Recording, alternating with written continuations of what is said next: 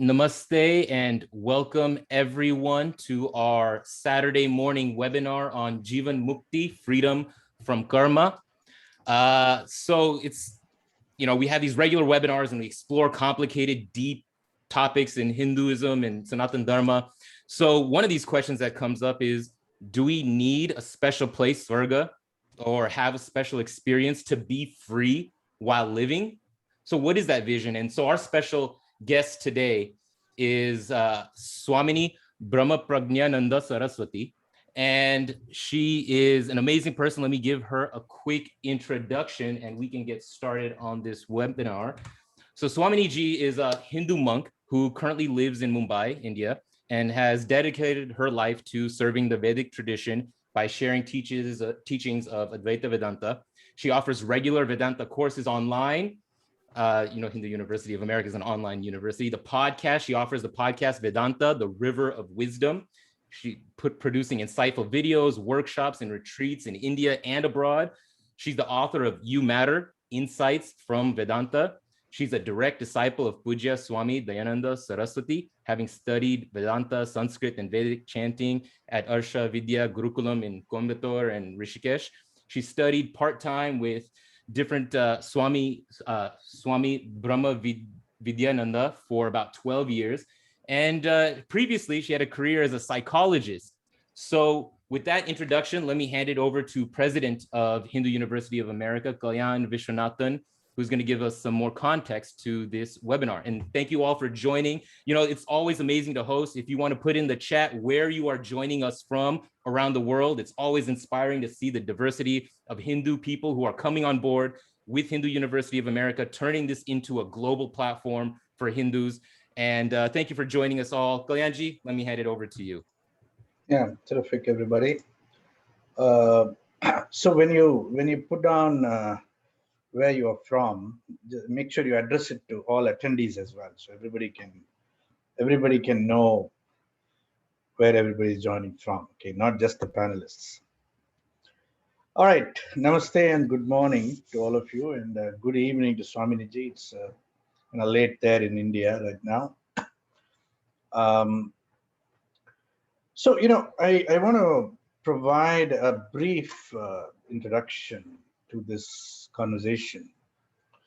Like Swamini ji, I've also been a student of Pujya Swami Dayananda Saraswati, and I think we cherish that extraordinary relationship, I'm sure, like so many others in this world. I mean, I often feel, until you have a guru of your own, you never really know what it means to have a guru, and you don't know what you're missing. So it's a great privilege and honor to have you here, Swamini ji, sharing that particular heritage in terms of the Guru Parampara. Now, today's topic is Jivan Mukti, freedom from karma. And, karma, of course, has become a very common word. You have karma is everywhere. There is karma cafes and karma music troops and so on nowadays.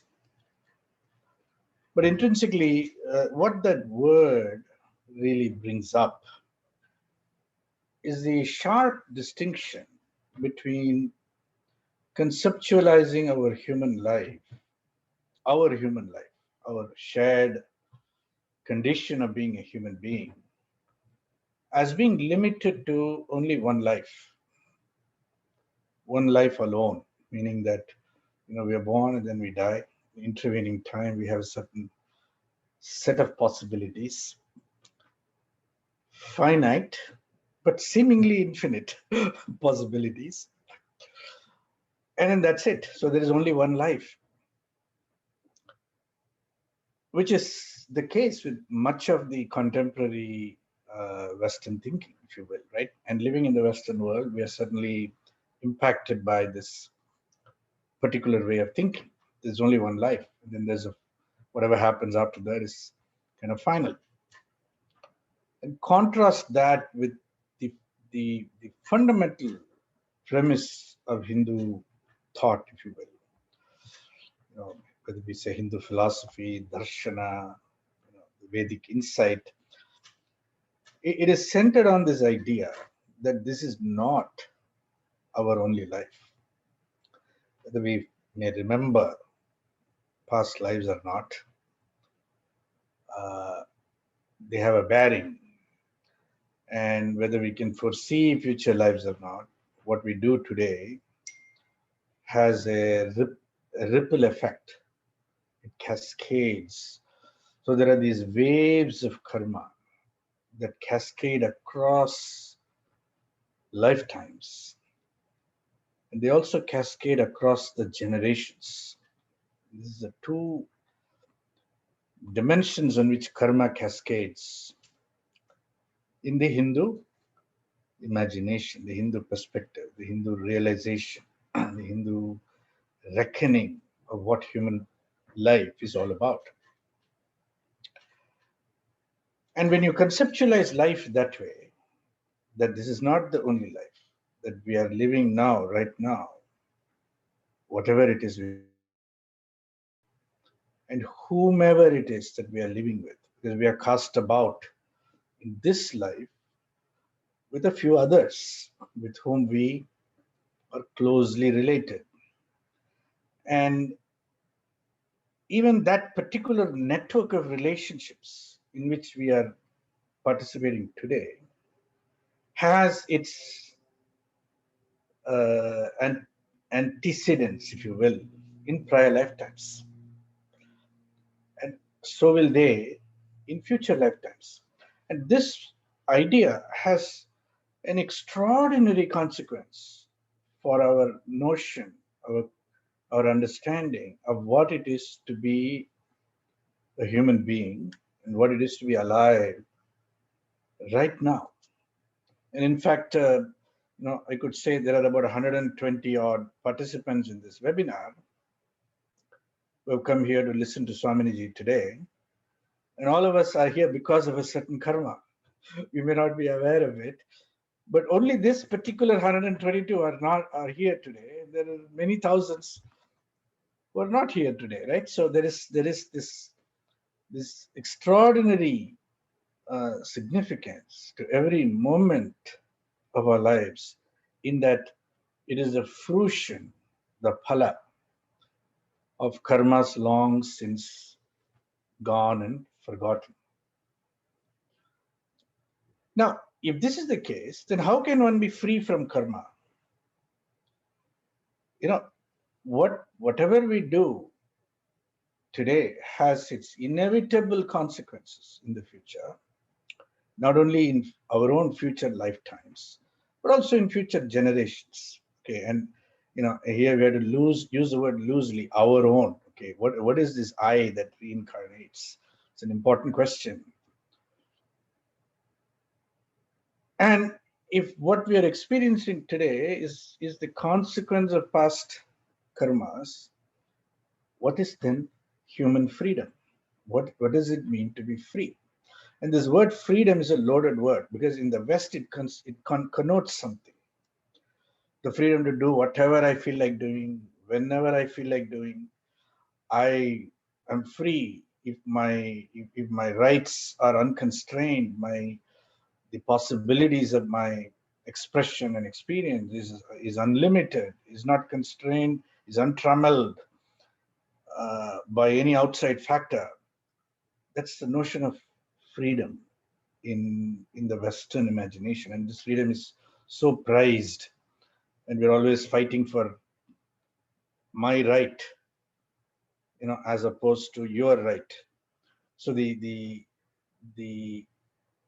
emphasis on my freedom, my right to be free, is inevitably constrained by the rights and claims of others right around us, right? And so there is this idea of freedom, and then of course there is the Hindu idea of moksha, or mukti.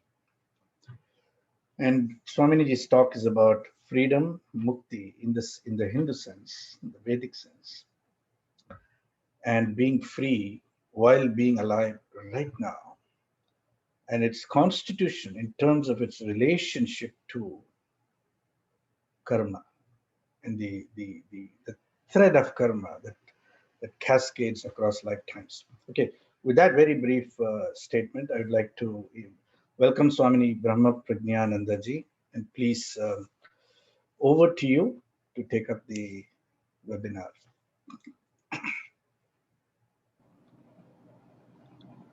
Thank you. Thank you, Ankur. And thank you, Kalyan, for setting the context. I want to congratulate the people who are going to be completing the Introduction to Vedanta course. The topic of Jivan Mukti was going to be a part of that course. And thanks to your karma, others' karma intertwined, and they have the benefit of listening to this topic, Jivan Mukti. So we invoke the grace, as always, in every talk, every class, with prayers. And so I will chant. Om Sadashiva Samarambham Shankaracharya Madhyamam Asmadacharya Paryantam Vande Guru Paramparam Vasudevendra Yogindram Natva Jnanapradam Gurum Mumukshunam Hitarthaya Tattva Bodho Bhidhiyate.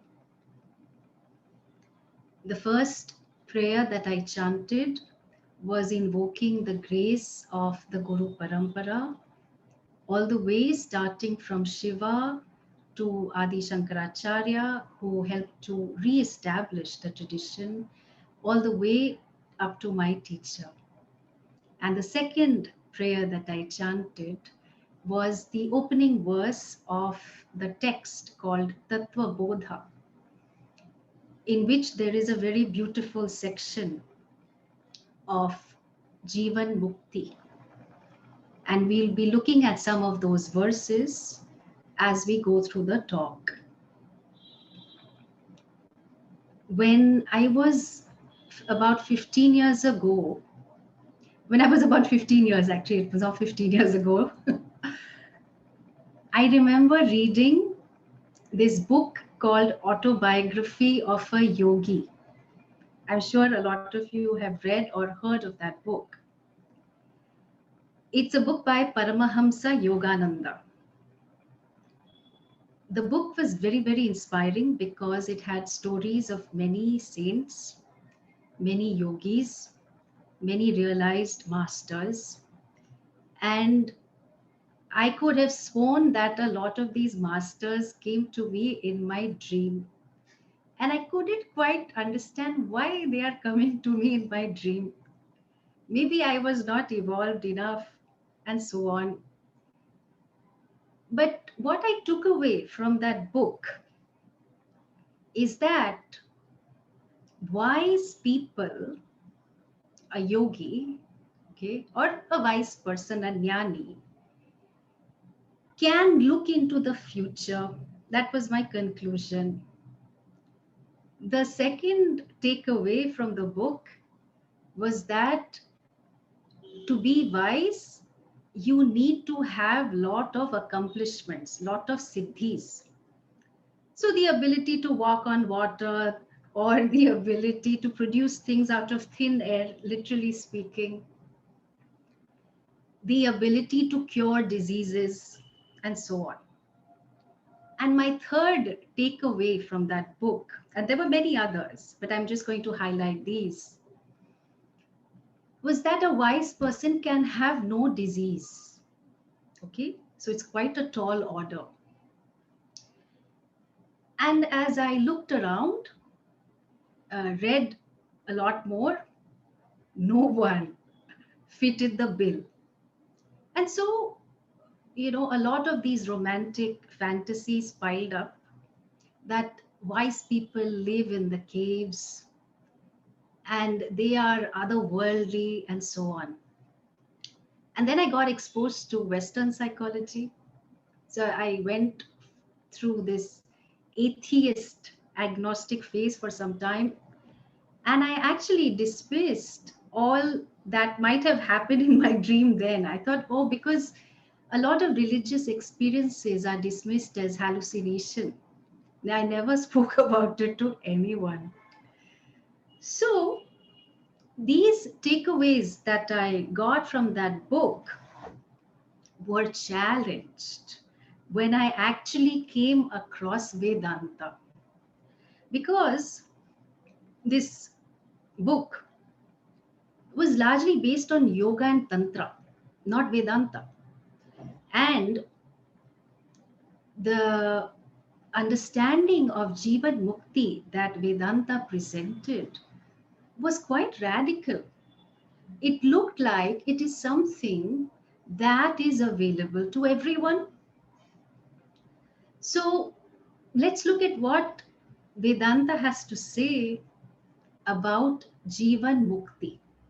Because remember, these fantasies that we all have, which almost prevent us from going into Vedanta, or while we are studying Vedanta, being exposed to the sadhana of Vedanta, we will doubt the teacher because the teacher cannot produce vibhuti, or at least not in front of you. Okay. So it's very refreshing and very beautiful to hear what is this Jivan Mukti.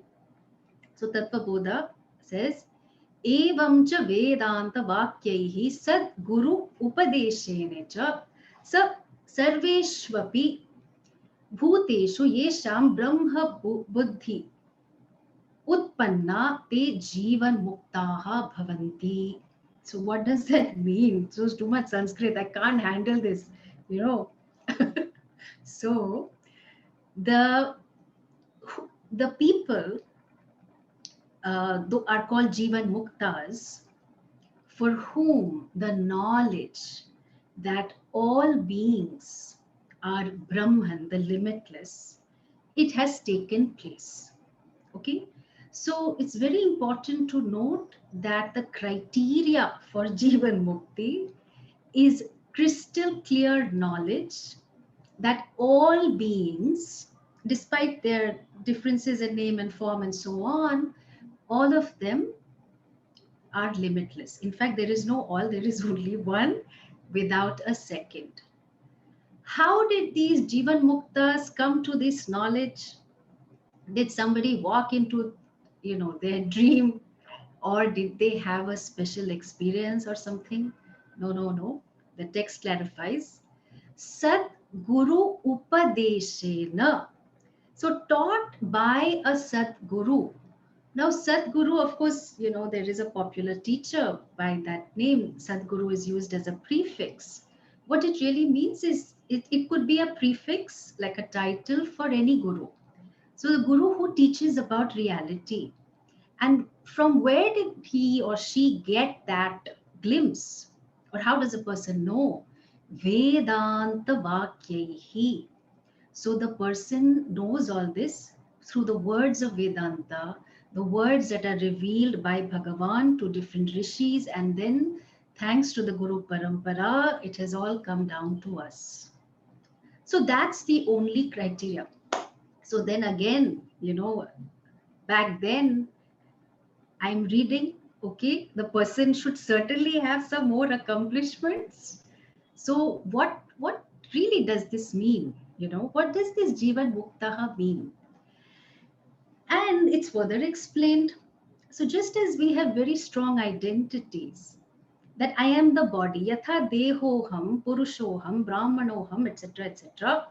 So like that, our identities are so strong, but likewise, but for the Jivan Mukta, the person is able to see that I am Satchidananda Swarupaha. I am of the nature of limitlessness. Prakasha Rupaha, I am the nature of light that illumines everything. Sarvantaryami Chidakasha Rupaha, lot of words, okay? Dridha Nishchaya. So very, very clear, crystal clear knowledge, knowledge that is free from vagueness, error, and doubt. Okay. So the person, this Jivan Mukta, you know, in Bhagavad Gita, Arjuna has a question, which is a common question that all of us have. So how does this wise person talk, walk, etc.? And it's also the reason, it's some curiosity we have, right? So the reason tabloids do so well, or the lives of the rich and famous, or the reality shows, is that we want to know, well, what is everyday life like for this Jivan Mukta, this wise person? What is so special about such a person?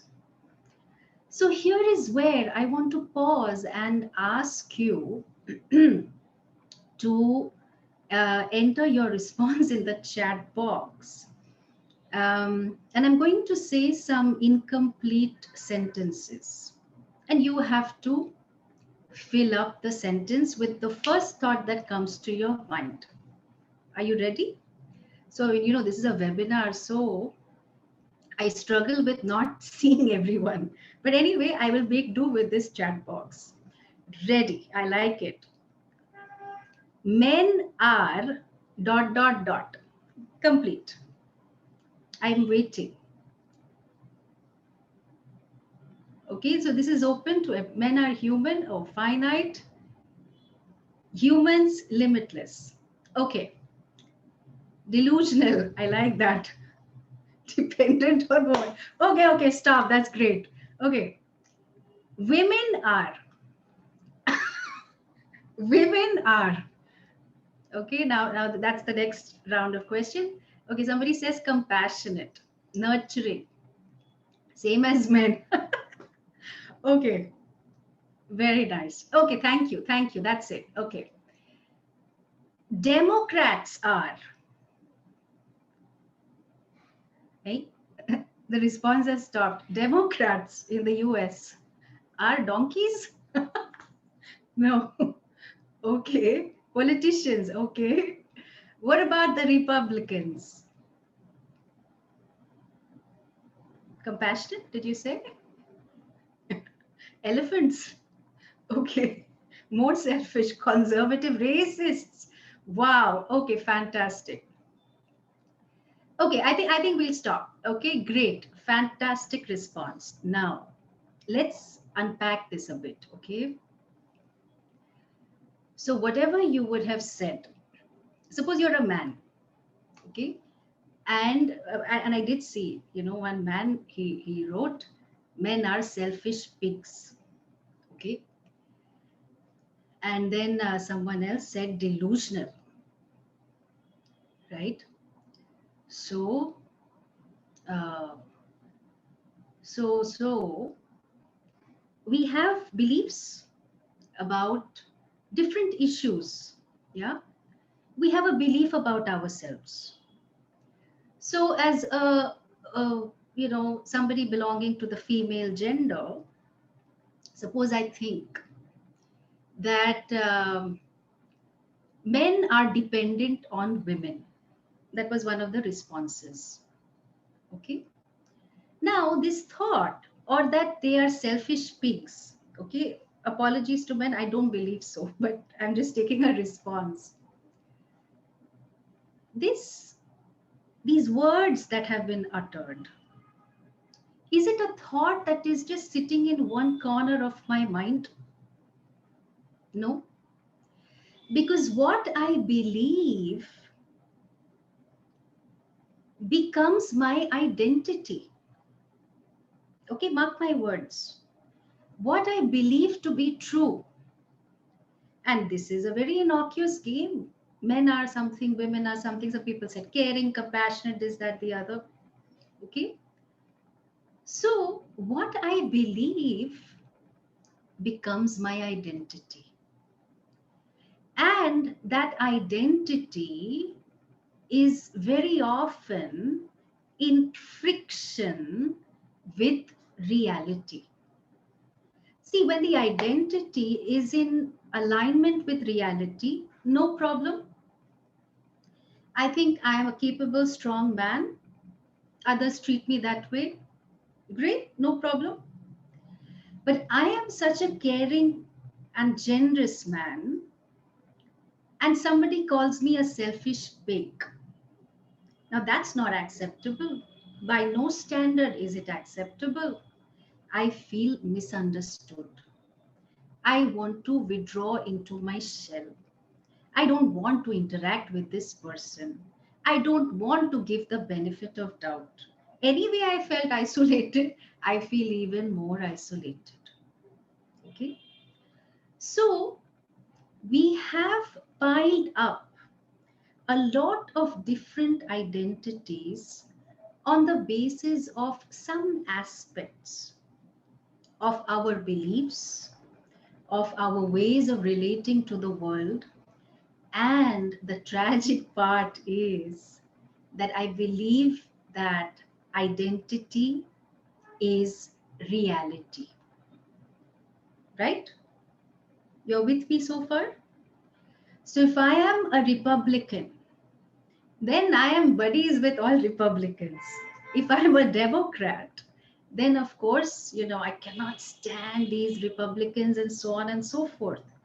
So it's not just a belief system that is limited to after dinner conversation only. Suppose anyone says something against, and suppose I'm a Democrat, and somebody says something against Democrats, then I am offended. How dare they talk in this way? Not acceptable. And you will find reasons to run away from them. Correct? So, this identity that we developed was only because we wanted to feel significant, that as I am not acceptable. As I am, my secret sorrow is that I am not good enough. And therefore, by acquiring possessions, by relating to different people, by moving from one place to another, I was seeking to enhance myself, right? A lot of identities, and every identity is limited. So I'm contrasting a Jivan Mukta to all of us who struggle with our identity. Okay. Now, this is a good point. Developing an identity is a very important part of a healthy psyche development. That's correct. Absolutely right. But here we are not talking psychology. We're talking one step ahead, which is I am challenging the reality of that identity. Okay? Because for us, very clear and simple, the definition of reality is that which is in all three periods of time. Trikale api tishtati iti satyam, which is you. Okay? So, you are that satyam. Yeah, you are already muktaha. You are already free. You just don't know it. And some of you may be knowing it. Okay?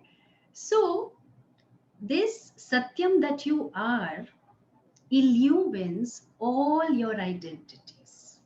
So the identity of a professional, of a father, of a son, of a whatever political party affiliation or whatever sexuality orientation, all those identities, they come and go.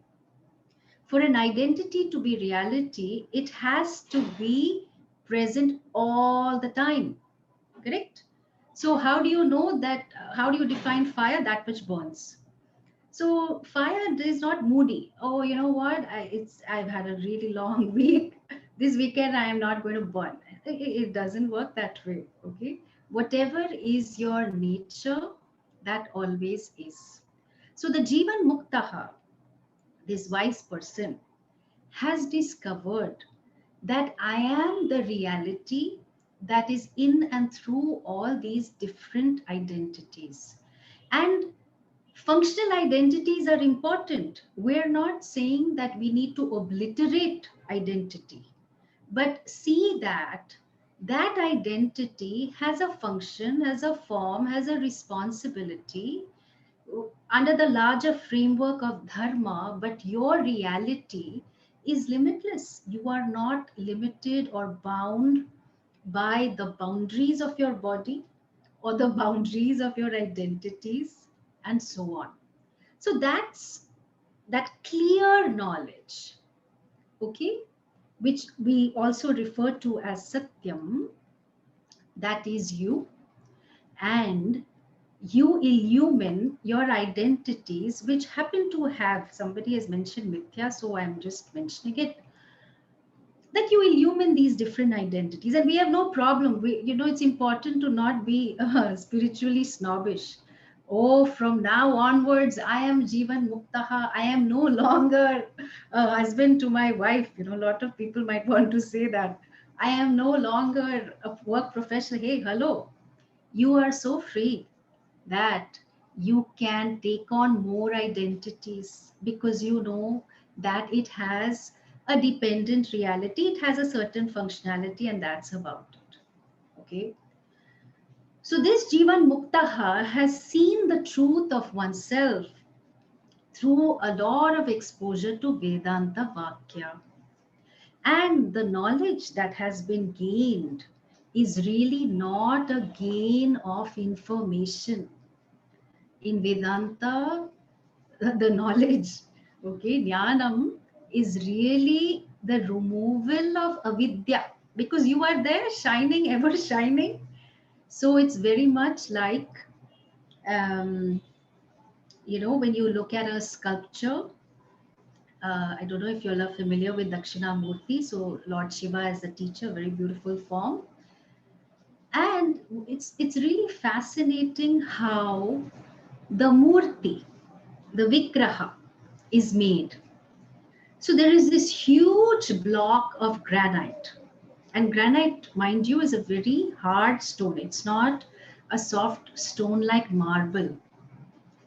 And so what the sculptor does is, with his hammer and chisel and whatever are his other tools, he will scrape away what is not Dakshinamurti. So what is not the head, what is not the arms, what is not the feet, okay, that is what he is chiseling away. Vedanta works like that, because it's not that, okay, now I am ready to give a PowerPoint presentation on Vedanta, the 10 concepts in Vedanta.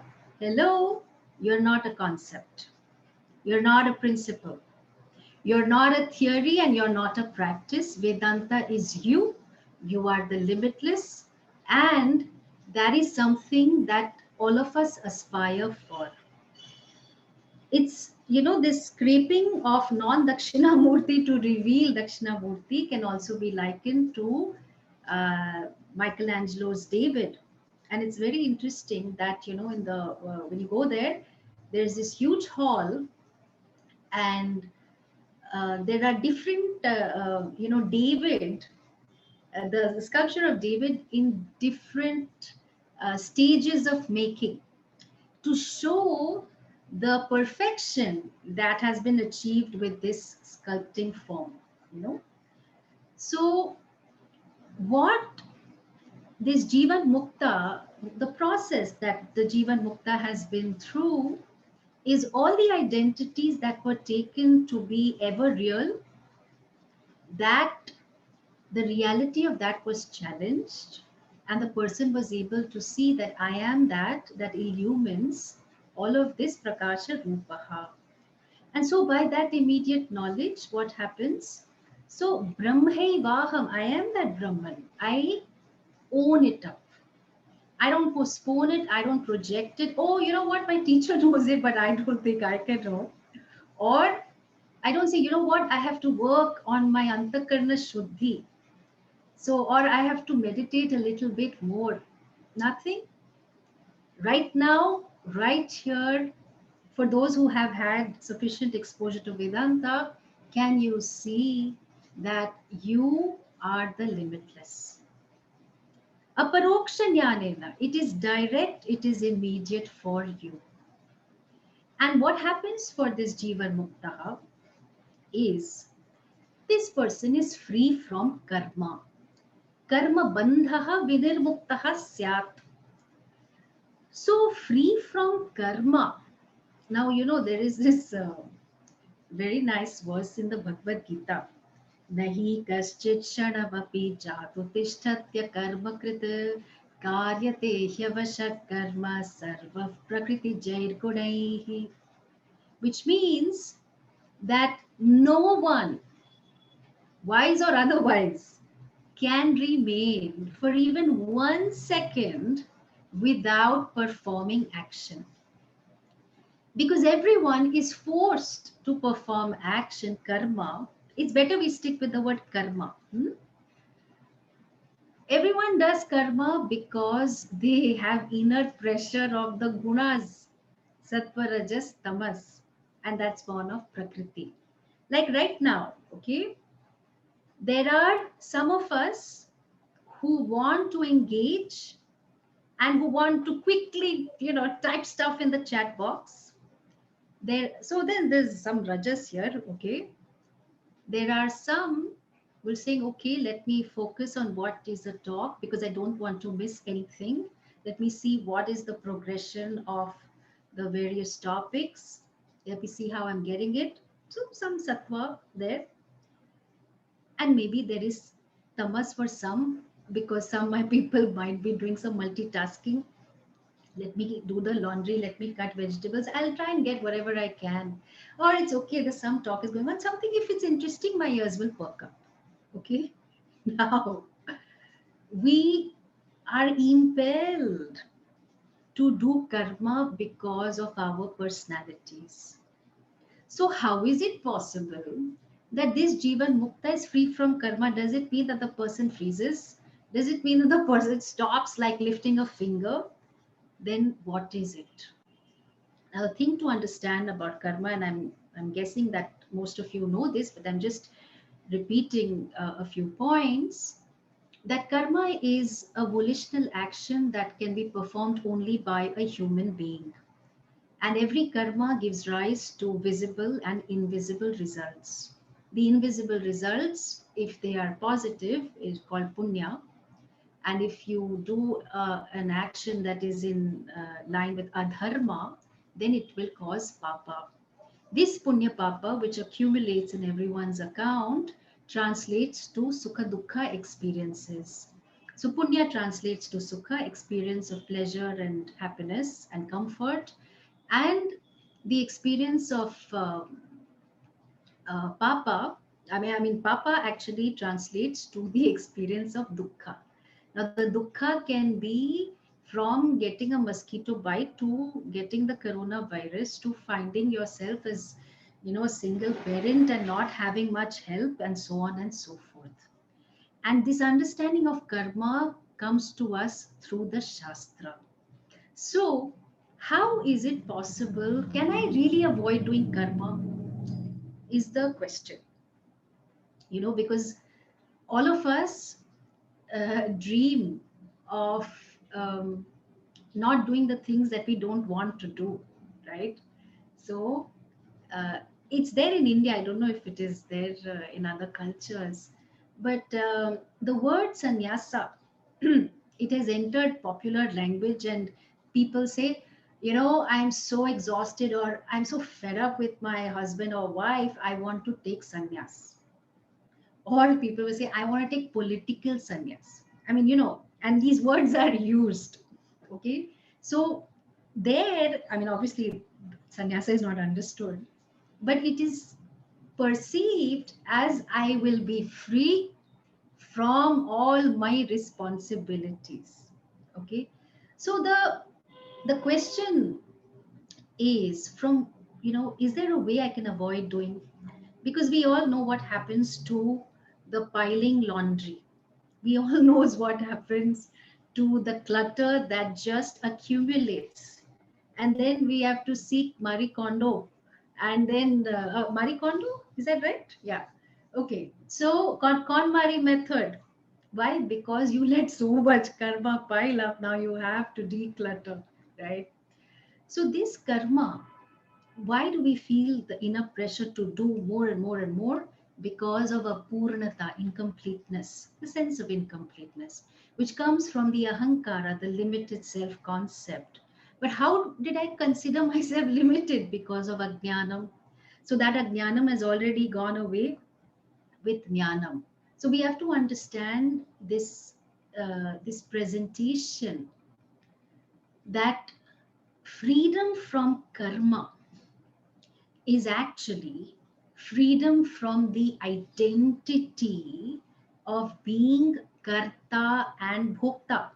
So the freedom from being a doer or an experiencer. And how come? Is it just positive thinking?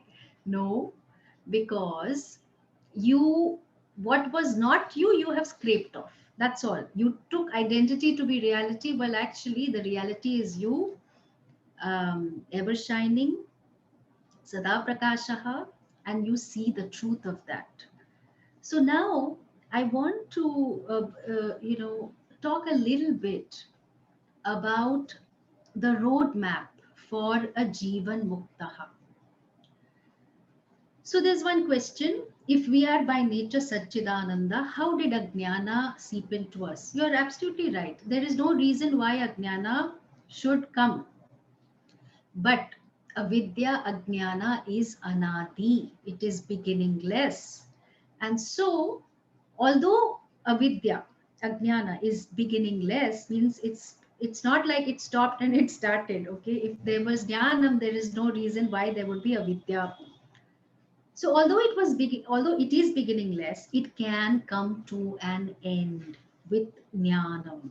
So how is that? So just like a really dark cave that had been in darkness for millions of years, then through some excavation and so on, some secret passage was found, and there was a lamp kept in that cave.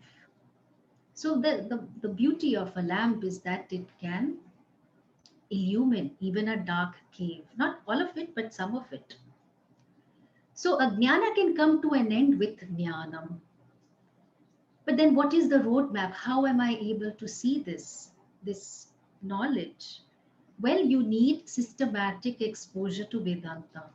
And while you have that systematic exposure to Vedanta through Guru Vakya, we have to learn to live our life, because Vedanta is not a part of our life. Initially it starts being a part of our life, but in the light of Vedanta, when you see your life, then everything fits into place. There is nothing to reject, you know. So here, in terms of the roadmap, there is some maturity, some growing up that we need to do in terms of our relationship with karma. And how, karma is that way quite abstract and so on and so forth, it may seem. But really speaking, I have to come to terms with many aspects of my life. So, my relationship with my family, with my parents, with my siblings. But because the quality of relationships that I have contributes to the quality of my life, relatively speaking. Okay. So, my relationship with my family, my relationship with my children, my relationship with money, my relationship with sexuality, my relationship with work, my relationship with children, my relationship with my own body and mind. Okay. So we're not talking about dissociating from any identity. Our identity, as we are preparing ourselves to be a Jivan Mukta, to realize that, to see that truth, I need a certain level of maturity. I cannot bypass this maturity, the business of living, and say, no, I want straight, I want Brahman, and I'm going all out for it. This is a problem of modern Vedanta, and I've had to counsel people who have gone through, a lot of dissociation because of wrong understanding. Okay, so don't jump the gun. Go with very systematically. And how can I change my relationship with karma? Because all of us feel denied at some way, in some ways. All of us may feel guilty about certain things. And so I offer 4 kinds of relationship to karma. Okay. So my relationship with my parents, my family, my siblings, my work, my nationality, my identity, all that I am bunching into the karma that has been done to me and karma being done by me. Okay. So I'm talking about 4 ways, 4 possibilities of relating to my karma. The first one is things happened to me. I was a victim of circumstances. And so it's me against the world. I don't know why my girlfriend or boyfriend ditched me. I don't know why I was rejected in the university. I should not have been rejected in that job. Why was I denied the promotion? All of us go through these thoughts. And here we believe that karma happened to me. And there is a certain victim mentality. Now, I totally understand that there are many issues where we may have been victimized, and I'm not talking about severe abuse and so on and so forth. But a general victim mentality is what I'm talking about. That, I am at the receiving end of so many things and so on and so forth. And so this needs to change because for the sake of my own maturity, that I have to be able to step up and use the 3 shaktis that are given to me. So this is very, very beautiful. In Lalita Sahasranama, which is like 1,000 names for the Devi, there's a very beautiful compound, Samasa. Ichha Shakti, Jnana Shakti, Kriya Shakti, Swarupini. So she is in the form of the one who is the very Shakti. The Shakti, is again one of those Sanskrit non-translatables, but just for the sake of easy understanding, it's like the power that is pervaded by Devi, okay? The power to desire, the Shakti to desire is there with us every moment. So whether you want to attend a lecture or you want to order on Amazon or you want to have an ice cream, the range of desires is huge and it is a blessing. Okay, this is very important. Ichha Shakti is there, it's available to us every moment. Kriya Shakti, that it's not enough to just have a desire, I can act on the desire. So Kriya Shakti, I have the power to act, to do. And thankfully, we also have Jnana Shakti. So the power to know more. How does cryptocurrency work? I can figure it out. How, I mean, I still can't figure out NFTs and I don't understand the big hoo-ha about it. But anyway, it looks like it's here to stay. So all these non-fungible tokens that are all over the place and people are buying, these different things for millions of dollars. So anyway, Jnana Shakti.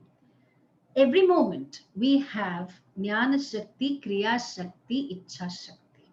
The Shakti to desire, the Shakti to know, and the Shakti to do.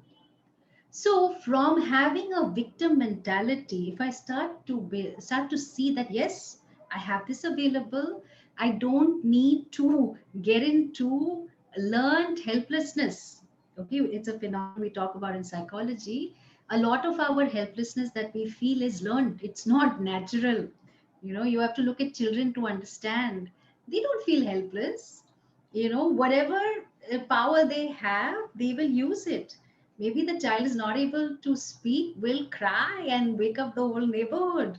Or, I want that ball, I can't walk, I will crawl towards it. I will use whatever Shakti I have. They don't feel helpless. Okay. They are not helpless. None of us are really helpless.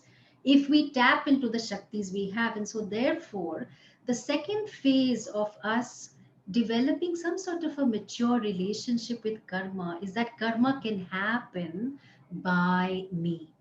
And that is where Kaushalam, one of the definitions of karma yoga, comes into the picture. That I perform karma with a certain level of competence, with the understanding of dharma. Okay? Otherwise, some of the street youth that I used to work with who would snatch mobile phones and were involved in a lot of petty theft. Kaushalam is not skill in action. Somewhere it's translated like that.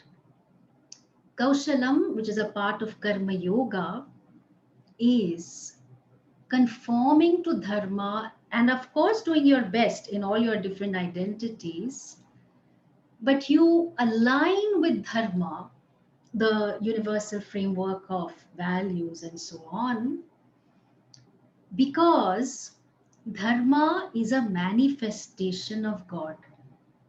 A lot of people say, I believe in laws of nature, but I don't believe in God. Hey, hello, how do you think the laws of nature function? Descartes and Newton and Galileo, okay, all of these people are responsible because they wanted to separate the church and the state. So they said, you know what, let's just put God out of the picture. Let us present everything as laws of nature, okay, and let us present it as mechanical. So these laws of nature function, and let's keep God out of the picture. Okay, but of course, thankfully, God can never be out of the picture. Bhagwan can never be out of the picture. And so my relationship with karma changes when things start to happen by me. Because I feel like, yes, I'm more in charge of my life. I'm able to change the things that I want to change. And maybe I can, develop the acceptance to change the things I cannot. So as we do that, this is what happens to a lot of the achievers, that you start to believe you can control everything. And the truth is, you may not be addicted to tea or coffee or a substance, but we are all addicted to control. We want to control anything and everything. Okay. So now the second phase of relating to karma is such that I start to get stressed. I'm trying to control this. It's not happening. I'm trying to control my partner. So that will never ever happen. I'm trying to control my children for their good only. Of course, I would never do things only for myself, but not working. And as I develop an understanding of samatvam, which is the other aspect of the definition of karma yoga, that I learned to accept. Acceptance is not agreement. Acceptance is seeing what is. I see what is, and I know that it couldn't be different, So I learned to accept what I cannot change, samatvam. And that's when I enter the third phase of my maturing relationship with karma, which is that karma happens through me. Okay, understand this? Through me, not to me, not by me. It's no more personal. I just happen to find myself in situations which call for a response. It is a teaching that has been given by Bhagavan Krishna in the Bhagavad Gita to Arjuna, where he says, Nimitta matram bhava savya sachin. Be an instrument. And this requires a lot of maturity, a certain level of surrender. And surrender is the highest thing that you can do with your will, So we find this happen. Yeah. There are many moments in our lives or during our day that you feel you're in the zone. Okay. It's also possible you might be dancing at a club, and especially when there is certain kind of trance music that is on, you feel like you're here but you're not here. Yeah, in the sense that you feel that things are happening through you, There are conversations where you were not intending to say certain things, but some great wisdom tumbled out of your mouth, you know, or you see that you don't have a sense of, great ahankara. Certain things needed to be done. I happened to be here. I did it because I am always aligned with the laws of Bhagavan, the laws of karma. And so the world requires my response because each of us has been gifted with certain talents and skills and abilities in this time and age. And I cannot sit quietly. I should not sit quietly because karma that you do frees you from the limitations of that situation. And we all experience this on a daily basis. You're feeling helpless about something, something needs to be done. You make your response, you're free. You're free in the sense you have moved the situation forward in the context of dharma, and it's obviously a favorable outcome for the people involved. You're happy about it, other people are happy about it. Dharma makes everyone happy. And so, you know, like a flute, like Krishna's flute, you allow music to be played by you. The flute does not demand, okay, you know what, I only want to be used in a jazz concert or only Hindustani classical. Okay, the flute is free from raga dvesha, our cravings and aversions.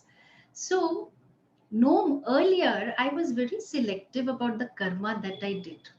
Okay, but then in a greater uh, you know harmony with karma, where I started to allow karma to happen through me, I am aligned with Ishvara. So this is a very important stage of maturity, and it is a stage where mm, that everyone has to go through, you know because a lot of us, in fact most of us, we run away from the karma to be done, and we will use all kinds of excuses. I'm not in the mood, or maybe I need to meditate, I need to be in the right frame of mind, or I don't have enough information to make the decision, so on and so forth. Okay, and the fourth stage, uh, which comes in my relationship with karma, is that I am free from all karma. I am in and through the karma, I am in and through the karma phala, and that I am not defined by my karma. Okay, so a lot of us, we are defined by our karma. You go to a party, you go for a get together. So I'm guessing the Indian diaspora probably meets, whatever, or now of course on Zoom, um, or physically. Um, so different festivals and so on and so forth. And then our usual thing is, so what do you do, right? As a part of our introductory small talk. And suppose say, oh, I just sold my company for an X whatever amount of $1 million. And suppose, the other person also, Silicon Valley, so manage to sell his company for less, you'll feel less about yourself, right? So depending on the car we have, the location we live in, depending on the work that we do, or the fact that I was laid off, or I had to take a pay cut, I feel a lot of things about myself, right? All identity we are talking about. And so this maturing of a relationship with karma is something that none of us can avoid, which is that initially karma happened to me. Then, as my maturity, my engaging with life increases, karma happens by me. Third stage, karma happens through me. So, there is a greater sense of equanimity, acceptance, coming to terms with family, with finance, with body, with mind, etc. And here, nobody stops you from not doing karma. You can do karma, but the identities are held very lightly because you know that it doesn't define you. Things are to be done, I do it, that's it, get on, you know. You're not looking to enhance the already limitless being that you are with another limited identity. And then as you know, Vedanta becomes more and more clear for you, you are able to see that karma or your work identity no longer defines you, you know. And so there are three types of karma that are mentioned. Can I just check how much time we have? Actually, we're at the top of the hour. So, I want to say a few words in closing, but you can take a couple more minutes if you don't mind. Okay, great. So the different types of karma that are mentioned for the Jivan Mukta is three words I will use: Agami karma, Sanchita karma, Prarabdha karma. So because of the connection between avidya, therefore kama, desire, binding desire, and therefore karma, once knowledge takes place, maybe the person should be obliterated, all gone, avidya gone. There is no need for karma, there is no need for human body, and so on and so forth. But that's not the case, because there was so much karma standing in the account of all these lifetimes, which is called Sanchita karma. Okay, so much karma that has been done, it's all there sitting. And a part of it had fructified, which is called prarabdha karma, that is to be exhausted. So even for a wise person, the moment there is clarity, the person is not going to drop. If that was the case, nobody would want moksha. What continues is the papa punya of that wise person, because it has already started in motion in this lifetime. So that is what continues. And therefore, we see different wise people having different kinds of personalities, engage in different kinds of projects, but nothing takes away the wisdom that they have, because we have to go back to what is the definition of a Jivan Mukta. And the clarity that I am Brahman, all beings are Brahman, limitless. And so the Jivan Mukti section in this text, it concludes by saying that since no event, no place can define this Jivan Mukta, the person could die in a place like Kashi, which is a very, very beautiful city, and a city that everyone must definitely visit, because it is believed that if you die in Kashi, you are not going to be born. But of course, personally, I know a person who died in Kashi and was reborn in Europe, okay, but has a very strong samskara. So it concludes by saying that these externals do not define a person. The person could die in the house of a dog eater or in Kashi, but the truth of what the person is, which is limitless, that stays, and that Jivan Mukta, that knowledge that makes a person Jivan Mukta, is available to all of us. And so my prayers and wishes that we all make the best use of this human life and birth. Om Tat Sat. All right. Terrific, Swamini. Outstanding. The particular exposition on the four stages of one's relationship with karma was very, very on point, appropriate, thought-provoking, something for all of us to think about. Now, I have the important duty to share a couple of things about Hindu University of America. As we are moving into the summer quarter, we have four courses, graduate level courses, that I want to briefly touch upon. And if you will give me a moment, I'm going to show you the screen of four graduate courses. So the first one is Introduction to Bhagavad Gita. Bhagavad Gita as a moksha shastra, as a yoga shastra, will be taught by Swamini Agamananda Saraswati. So this course is going to be conducted from July 10th to September 26th. It's 1 quarter long, and Swamini ji will be teaching this class. So that is the first one I wanted to mention.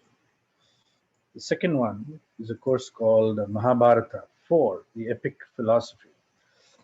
Epic philosophy actually is a very interesting course. It'll cover sections of the Udyoga Parvan, Vidura Niti and Sanat Sujatiya, Bhishma Parvan, which includes the Bhagavad Gita, briefly, Shanti Parvan, which includes the Moksha Dharma Parvan, and Asvamedika Parvan, which includes the Anu Gita. When Arjuna asks Krishna again, can you please repeat the Bhagavad Gita because I forgot?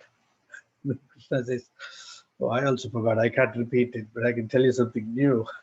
So that's called the Anu Gita.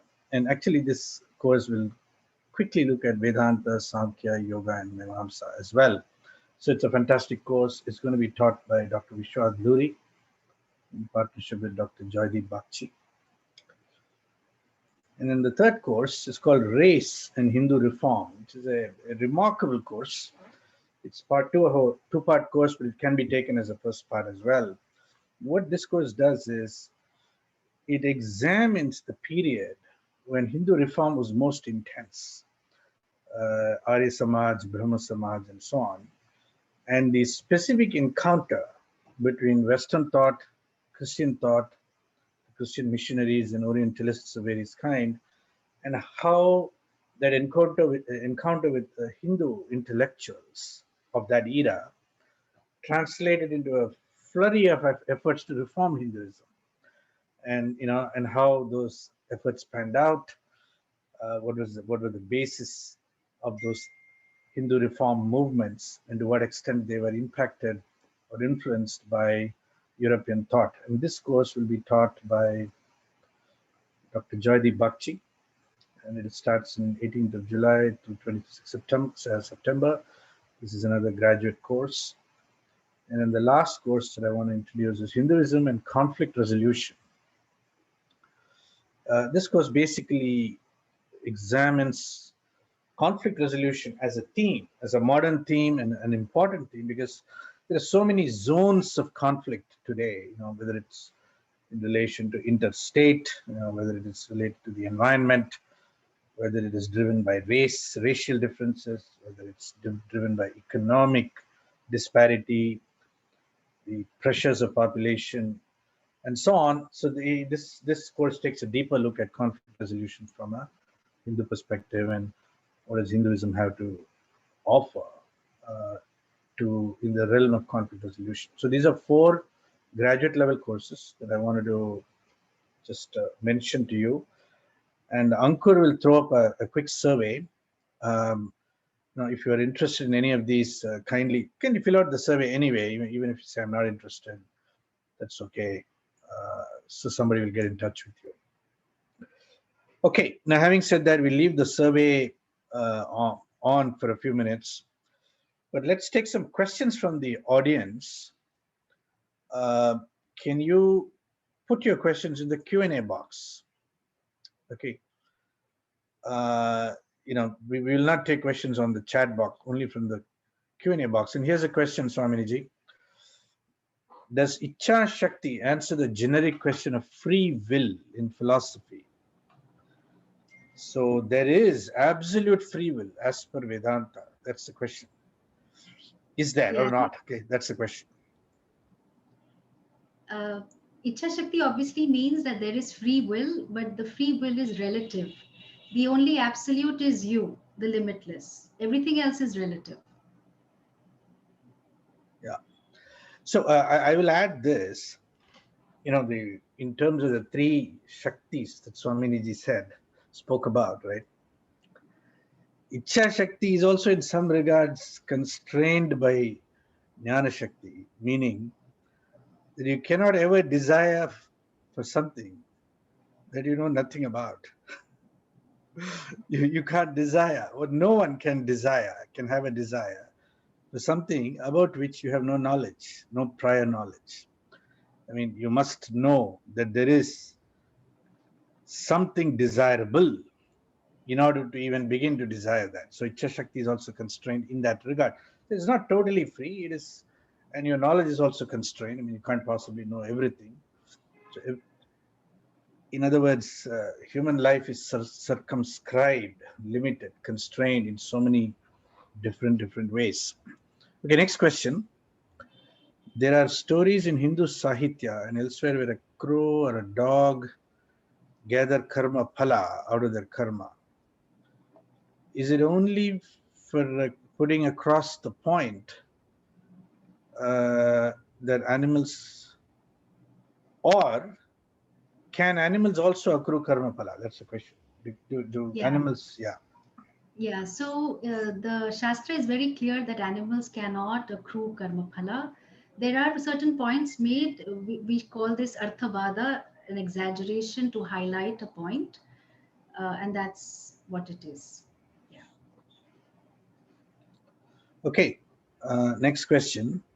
Is the removal of avidya accomplished in one intuitive leap, since it is aparoksha jnana, or is it a process of gradual negation of anatma via systematic exposure to the teachings, or both?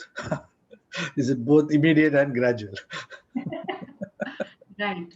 You know, in a place called Calcutta in India, there are a lot of ponds, and a lot of these ponds, they are covered by hyacinths. So you have to keep throwing a stone, and then the hyacinths, they part. Then if you just leave it like that, then they again cover. Okay. So the repeated exposure is required because our identities are very strong.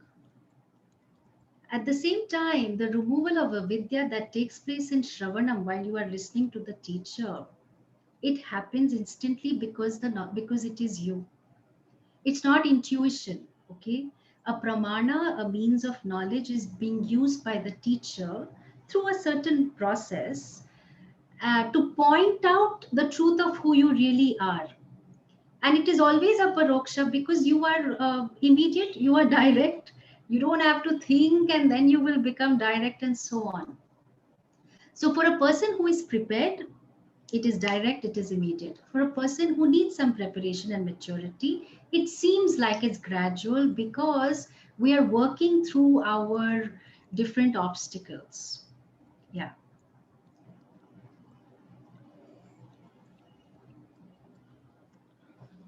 So let me pick up the next question. Hold on.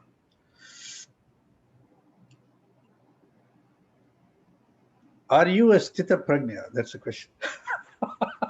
Yeah. I am Brahmaprajnananda. It is a All right. name given to me by my teacher. Yeah. Okay. What was the conclusion of this topic? Well, there's not a conclusion really. It is just an exposition on the nature of Jivan Mukti and its relationship to karma. Does life ever end in the eternal sense? Well, consciousness keeps manifesting in different ways. Yeah. Yeah. Yeah. Why is Atman a fundamental, indivisible construct when it is a part of Brahman? Can you talk a bit about Atman? Okay, there are a lot of things to unpack, and I don't think I will be able to Yeah. answer it in a couple of sentences. We have to clarify our understanding of Atma. Atma is I, is you, is the same as Brahman. Yeah. Yeah.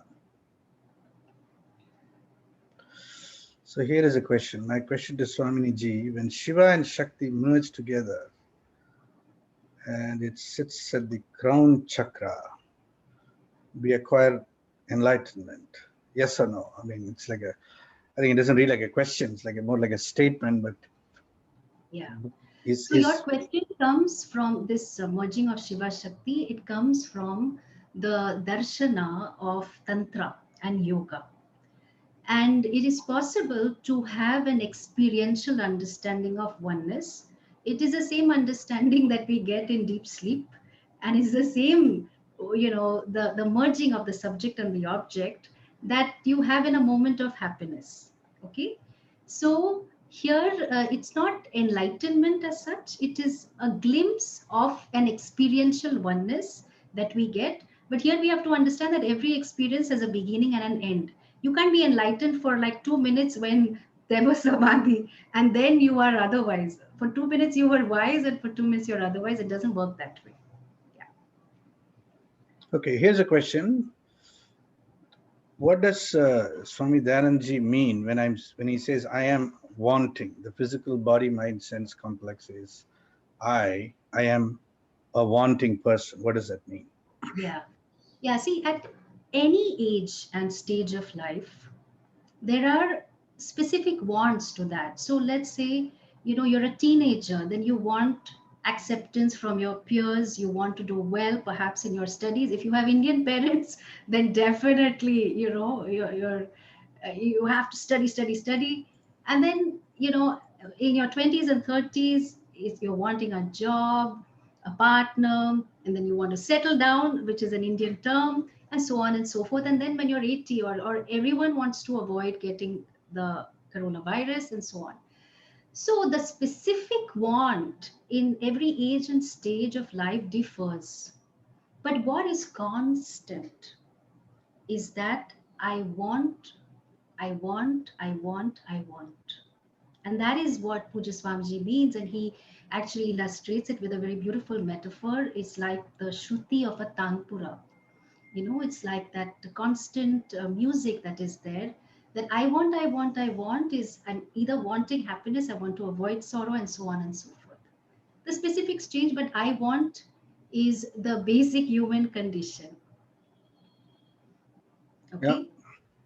yeah. And even when we are very old, we want to die without being a burden to others, and so on.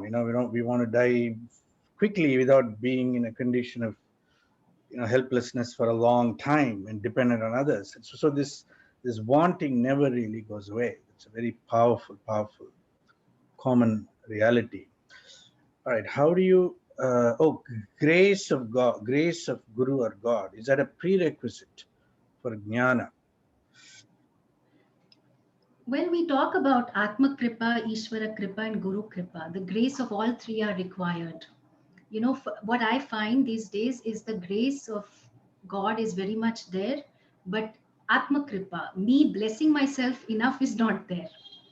You know, to want to pursue this very sacred pursuit, which will free everyone, really. Yeah. So all these are important. Absolutely. Okay, there's a question. How do you explain this knowledge of Vedanta to children here in USA who say they have a right to do whatever they want? See, Uh, Vedanta is for adults. Okay. What we need to teach our children is the understanding of dharma, that where there is a right, there is a responsibility. If they have a right to do whatever they want, then they also have a responsibility to bear the consequences. So it is their right to receive an education when the parent fulfills the responsibility. It is the responsibility of the child to keep the room clean, because the child has the right to have a room to himself or herself. So we want to be able to teach dharma to our children. And just by the way, we have a channel called Shine, Spiritual Heritage of India for Kids. We have some videos there we create really to explain these very important things to children. So you can check it out on YouTube. Yeah. okay, next question. Has there been any study on how Hindu beliefs have evolved and changed in Indian descendants who emigrated to the Caribbean through the internship program? Are the practices and beliefs very different? I am in Trinidad and Tobago. Now, let me answer that question. Whoever that is, we welcome you to join Hindu University of America and engage in a research project. I think such kinds of research is very important to do, and we would want people to step up and engage in these kinds of research questions. Okay. Next question. How is it possible to neutralize bad karma and shift your mood towards good karma during one's lifetime? Yeah. So like today itself, okay.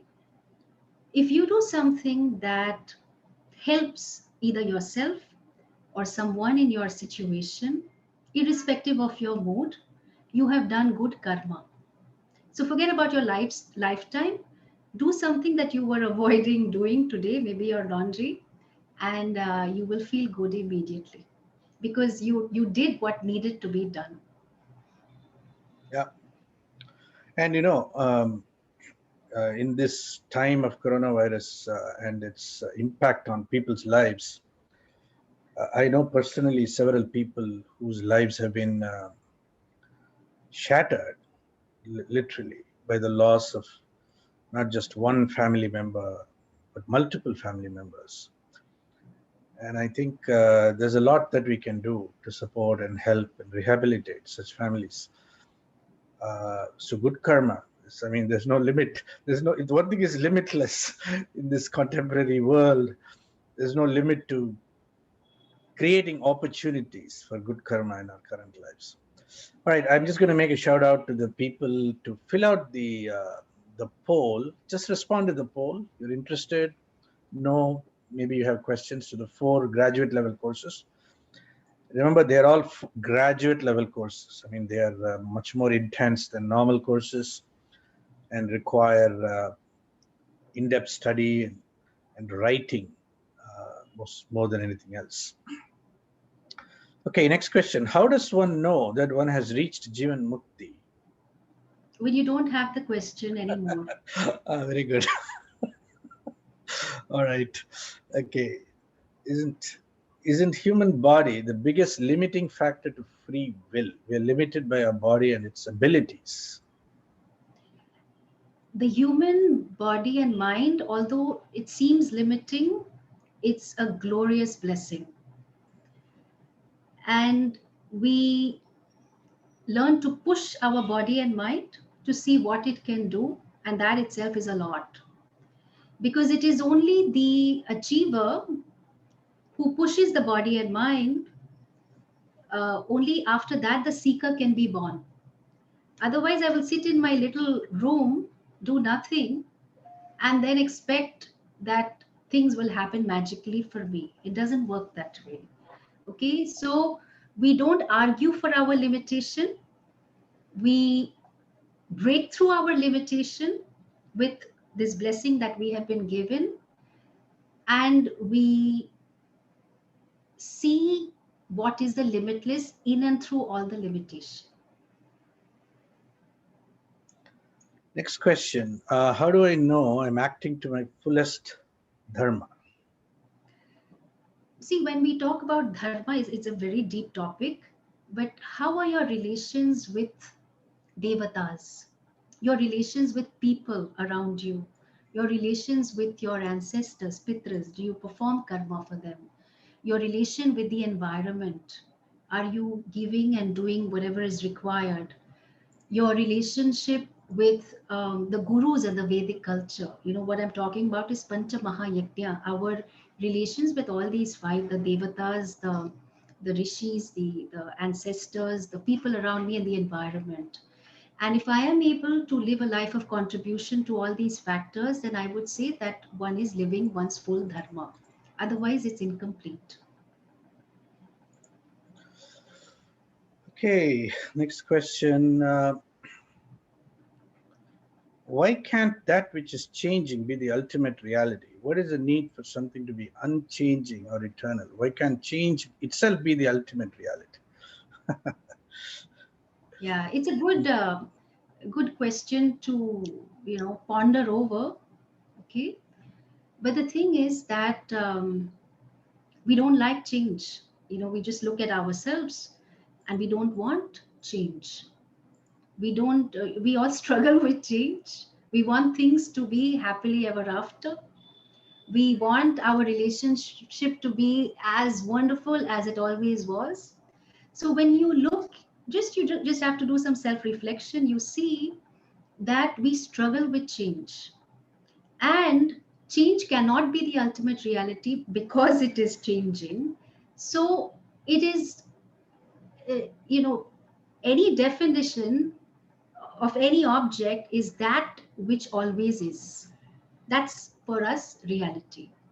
So if that which is always changing, meaning that it doesn't have an eternal reality, that's what it is. So change is not the ultimate reality, but in and through change, there is the ultimate reality. Okay, we're coming almost to the end of the webinar. Can we, Ankur, can you put up the results of the poll? Let's see what happened. Bhagavad Gita, maybe I have questions. Okay. Mahabharata, 4 epic philosophy, race and Hindu reform. All right, great. Okay, somebody will be in touch with you, all of you. Thank you very much. Let's take one or two more questions. I'm going to now select, okay. We can't get to all questions now. I'll select a few questions. So regarding Ichha Shakti, is it correct to interpret Bhagavan's teaching on desire or desirelessness in the Gita to mean, is it incorrect to interpret his teaching to mean to stifle desire, or rather to understand the reasons for desire, such as the deep-seated sense of incompleteness? That's the question. Yeah, in the same Bhagavad Gita, Bhagavan Krishna says, I am that desire that is not opposed to dharma. Okay, so which means that all the desires in your heart are Shakti and you must act on it. Only thing is, the only condition which will be conducive for you is just align it with dharma. So we want, you know, a lot of our emotional maturity takes place when we fulfill our desires in line with dharma. Earlier, we fulfilled desires for the sake of fullness. And then, you know, with sufficient exposure, you fulfill desires out of the fullness that you are. So you do actions out of the fullness that you are, no more the desire for the sake of fullness. So all the wise people definitely would want this pandemic to end. That's a good desire to have for the sake of humanity. But it comes out of an expression of fullness. And even if it doesn't, that's fine. Okay, we are too judgmental when it comes to judging ourselves on the basis of desire, and we have to drop this hang up that we have. Okay, next question, probably the last question. Okay, probably, we'll see. Kalyan is getting a bit tired now. No. I mean, no. We Swamini, you know, we want to end Yeah, 1.5 hours. Okay. Absolutely. So here's a question. It says, Swamini, you said that one needs to learn to accept what one cannot change. But how does one know what he or she cannot change, or when we should take action to change and when not to take action to change? Okay, so that's an interesting one. Yeah. You know, it is easier if there is an example, so then one can get into specifics. So you make the effort to change the situation. I mean, and despite your best efforts, when things are not changing, then it is time to see, well, this is how things are. And through all of it, there is a sense of acceptance. Because first you have to accept that this is a situation that requires changing. You have to see it for what it is, only then. So acceptance is a prerequisite for any change. And then as the laws of karma are being invoked for you to change whatever the situation is, you keep making the effort, but there is death at the end of it. Okay, so let's say you're dealing with someone who had the coronavirus, and so you make all the effort, but whatever happens you accept. So when in doubt, do, but at the same time recognize that we have a lot of resistance to seeing the laws, that sometimes we resist so much, and this situation comes more when we are trying to change others. Okay, so here the more you accept a person, the more the person flowers and blooms. So unless I know the specific example, it's difficult for me to answer this question. Okay. Yeah, I will say one thing about that. You know, in any given circumstance, right? What can be changed and what cannot be changed is a very dynamic, unique, and particular thing. You know, for example, Mahatma Gandhi said, "I can accept the British ruling India. I can accept it." But British were ruling India. What's the point of being upset about it? Right? They were ruling India. So one could have come to the conclusion saying, well, I'll just accept things as they are because I don't have the power to change it. But he said, well, I'm going to change it. I'm going to change their mind about it. So, you know, the boundary of what you think you can change and what you cannot change is a very dynamic thing. It's relative to a particular unique interaction between you and I and all of us and the current set of circumstances that we are dealing with. And so Swamini is absolutely right in saying you cannot answer it in general. It requires a specific example to probably elucidate it much, much better. And it's not the same answer for everybody either. So, you know, one person is better off trying to change the situation. Another person is better off in the same situation, maybe accepting it. So it is this extremely situational and dynamic nature of dharma that is unique to Hinduism. And for a simple mind that wants everything reduced to 10 commandments, it's hard to understand the multi-layered complexity of this dharma. And that's one of our challenges in representing Hinduism to the world. All right, so that is it for everybody. This is a webinar. Swamini, thank you so much for your time today. You. And people can contact me or learn more about the work and the courses if you go to the website discoveratma.com. So I look forward to connecting with everyone. Thank you, everyone. Thank you, Kalyan. Thank you very much. Namaste. Namaskar, everybody. Thank you. Bye-bye.